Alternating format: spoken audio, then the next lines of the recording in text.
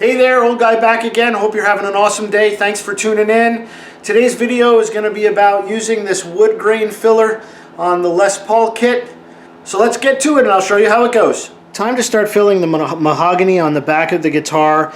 Mahogany is a really porous wood. You don't necessarily have to fill it. You can use oils to do that, but from what it looked like on the internet, it gives it a much nicer appearance if you fill it.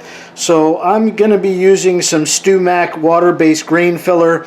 Actually, you can't get it like this anymore. It comes in a powder form. You have to dilute it with water. So I got a little Tupperware. I'm going to use a spoon to kind of try to dilute it a little bit thinner than pudding, because I read up on a lot of different ways to apply it onto the wood, and I'm going to just use some blue shop towels to do that. So I'm going to go ahead and do that off camera and then show you what the consistency is like.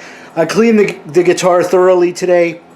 It was sanded with 320 grit sandpaper, which is what is recommended. I also got this kind of skewer stick, and what I'm going to use this for is once I fill the guitar up, I'm just going to poke into the holes that were pre-drilled so that none of them get filled up. So you can kind of see the consistency of it. It's kind of like not very loose, but also not very thick. It really has a funky smell though. Kind of wasn't really prepared for that. So what I'm going to do is I'm going to use the blue shop towels and just kind of start applying that.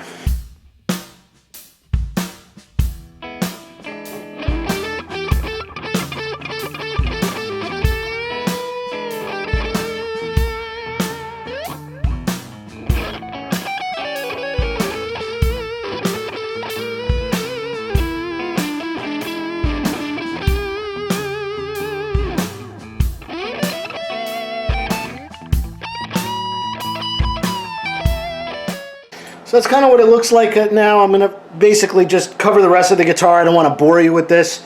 And then I'll show you what it looks like before I sand it, and then I'll show you what it looks like after I sand it. Just wanted to show you.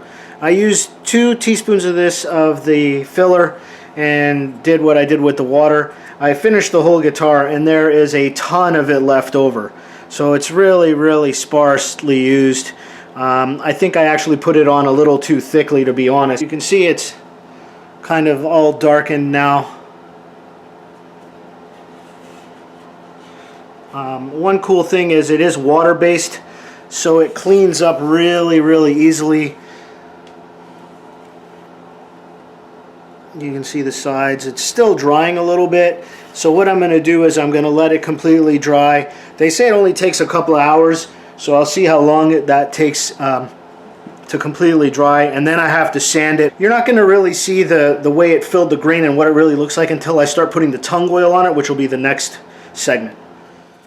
Alright, so I let it dry for about 2 hours, and I sanded it for the first layer with 220 grit and washed it down. I don't know if you can see how it filled the grain and what the grain looks like now. You can kind of see it better on the neck, I think, now that I washed it down. I let it dry even more, and then I sanded it with 320 grit. One thing I really had to do was sand and clean up the edges a lot. Again, this is a labor of love, guys. This is not something that you can do in a weekend. So I'm gonna do one more sanding once I let it dry, because I washed it again to get that grain up. I'm going to let it dry and then do one more sanding at 400 grit. Alright, so I finished sanding it at 400 grit, and this is kind of what it finally looks like. I'm not sure if you can really see how it filled in, but you can definitely see that the wood grain is now kind of peppered with that mahogany look. So that's pretty much it for this stage. The next stage will be the tongue oil application, and that'll be the next video.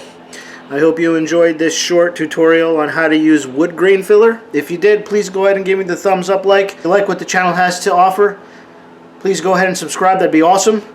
Take care and see you soon.